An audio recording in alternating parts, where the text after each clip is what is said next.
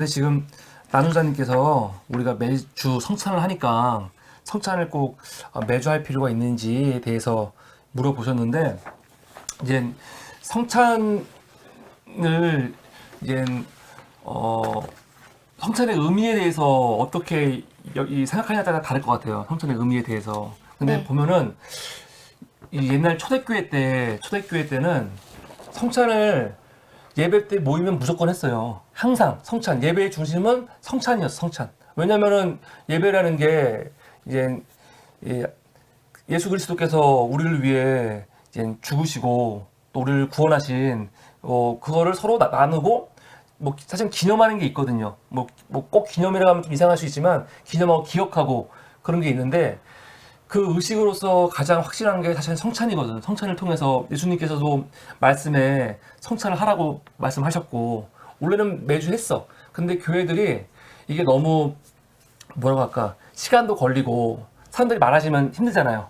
그러다 보니까 안 하고 있을 뿐이지, 원래는 매주 하는 게 저는 맞다고 생각이 들고, 근데 우리는 한국교회 같은 경우는 성찬의 위치에 지금 뭐가 들어가 있냐면 목사들의 설교. 설교가 들어가 있어요. 그래서 한국교회는, 특히 한국교회는 예배의 중심에 그 목사님들의 설교가 아주 큰 비중을 차지하죠. 그래서 보통 지금 사람들 의식은 예배하러 간다고 하면은 목사님 말씀 들으러 가는 거 아니에요. 목사님 말씀 들으러 가고, 목사님 말씀이 좋으면 은혜 받고, 말씀이 안 좋으면 은혜 못 받고, 또 말씀이 안 좋으면은 교회 옮길까 고민도 하고 그만큼 있다고. 근데 나는 개인적으로는 이건 매우 잘못된 거라고 생각이 듭니다. 왜냐면 설교라는 게 그 목사님의 성서 해석인데, 그 한 사람의 성서 해석을 갖고 예배 시간이 뭐 1시간 드리면은 30분을 그걸 듣고 있다는 게, 저는 이게 예배에서 맞는 건가? 오히려 성도들이 참여할 수 있는 부분이 없잖아요. 성도들은 그냥 가갖고 마치 네. 그냥 그 연극이나 영화 보러 온 사람처럼 갈 때가 많잖아요. 근데 사실 예배는 그 함께 드리는 건데, 그래서 카톨릭 교회라든가 아니면 동방형교회 같은 경우는 사실 이게 말씀보다는 이 예식, 뭔가 함께 주고받을 수 있는 것들, 그런 게 많아요. 앉았다 일어났다 하고 진짜 앉았다 일어나는 것도 귀찮은 게 아니고 이게 하나의 예식인 거지. 다 같이 하는 거니까. 다 같이 하는 거니까. 맞아. 전 그런 의미에서 성찬이야말로 난 예배의 중심이 돼야 된다고 하는 그 신학이 있고요. 그래서 우리는 바쁠 때는, 약식으로 예배를 드릴 때는 말씀 안 하고 성찬으로 그냥 하고 말아요. 예, 말아요. 예. 그래서 그만큼 저는 말씀을 안 성찬이 나누고. 중요하다. 그래서 아마 인터넷으로 예배 드리는 분들은 보통 지난주 거 요번 주 봤는데 사실 우리는 똑같잖아. 매주 앞에 예배 성찬이 시간 있지. 앞에가 똑같으니까 의미가 없다고 느낄 수 있어. 또 설교가 없으니까. 예. 그런데 그래서 예배는 한 현장에서 함께 라이브로 하는 게 중요한 것 같아요. 그리고 사실은 예. 또 온라인으로 하신 분들은 같이 떡과 포도주를 못 나누니까 그게 좀 아쉬운데, 저는 성찬은 되게 중요하다고 여기고, 그리고 또 나누자님이 되게 중요한 말씀도 하신 게 뭐가 있냐면, 예전에 다니던 교회에서 성찬을 매주 했는데 구원받은 자와 또 구도자의 신분을 가른다 하는데, 아마 그 말 같아요.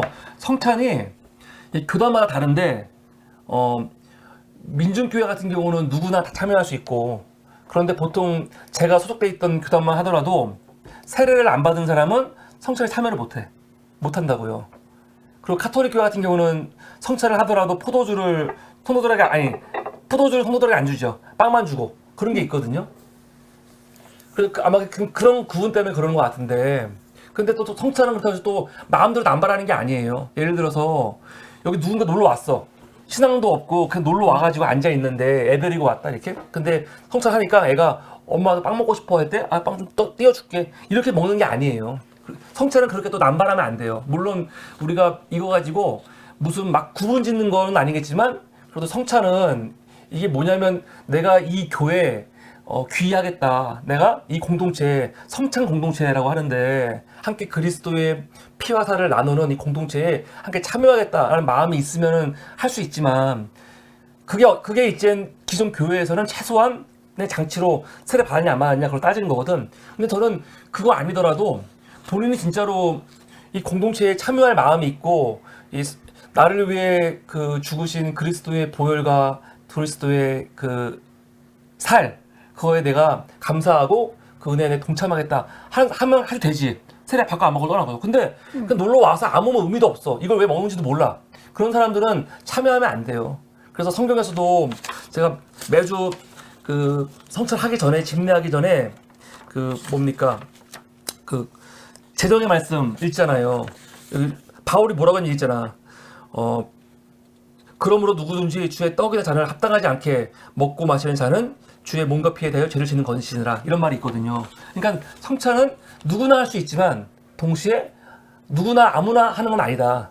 그 말씀을 드리고 싶어요. 그러니까 아마 우리 나노자님이 느꼈던 그런 불편한 지점이 있는데 그거라고 지금 제가 말한 건 좀 구분해야 될 것 같아. 그러니까 우리가 딱 신분을 정해갖고 야 목사는 여기까지 또 성도는 여기까지 구분하는 게 아니라 이거는 이 기독교 신앙을 받아들이지 않는 사람들은 굳이 할 필요가 없는 거지. 이거를 굳이 못하러 참여를 해.